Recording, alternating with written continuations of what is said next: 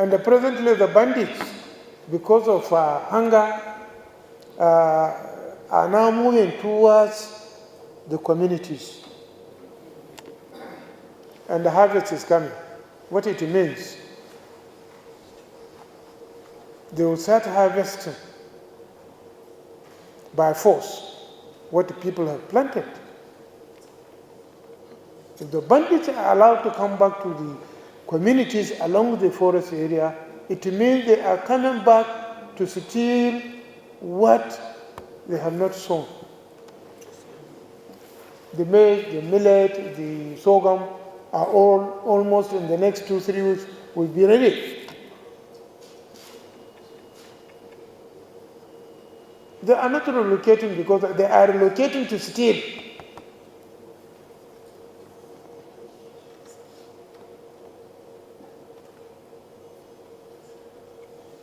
So I have commissioner and the brigade commander, you are listening to me. The bandits are relocating to the fringes of the forest because harvest is coming. They are starved of food and they want to steal from the farmers the little the farmers were able to produce. If care is not taken, they are going to steal it, harvest it on behalf of the people.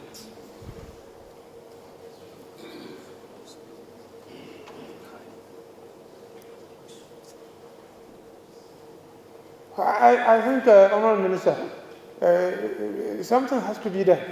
We are trying to do the best we can, but certainly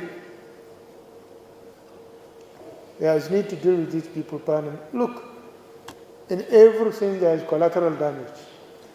Even if you want to clean your room and sweep it completely, in the process you lose something that you like. So in dealing with the people of the forest, there may be some collateral damage, but we need to take action.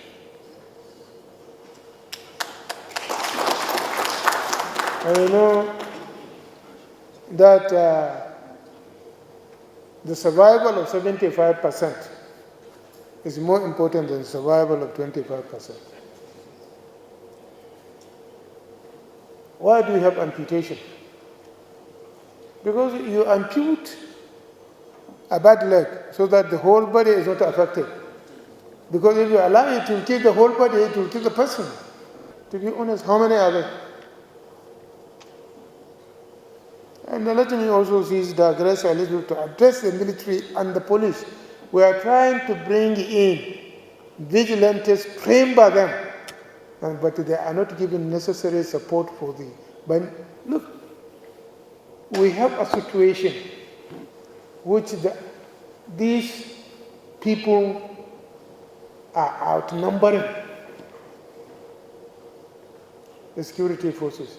When you have forces, volunteers that you have trained that are willing to assist you, and the support and response by the military and the police is not very encouraging.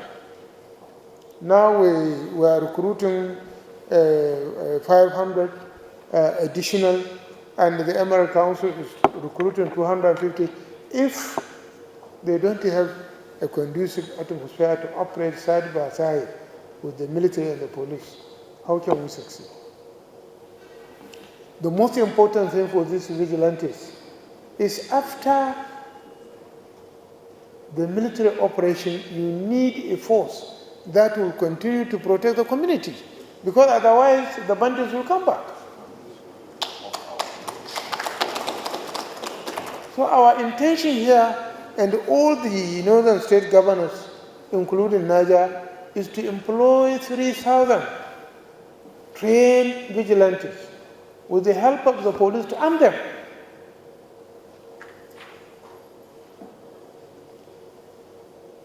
But from the reports I am receiving from the current operation going on in Katsina State, the necessary support is not being given to these vigilantes or hunters. In fact, we have a reinforcement from the DSS of about 100 of these hunters. They are arrested in Masari. So what will happen? They will go back. They cannot operate. Thanks for checking out SYMFONI on YouTube. Please be sure to subscribe and like our videos for updates.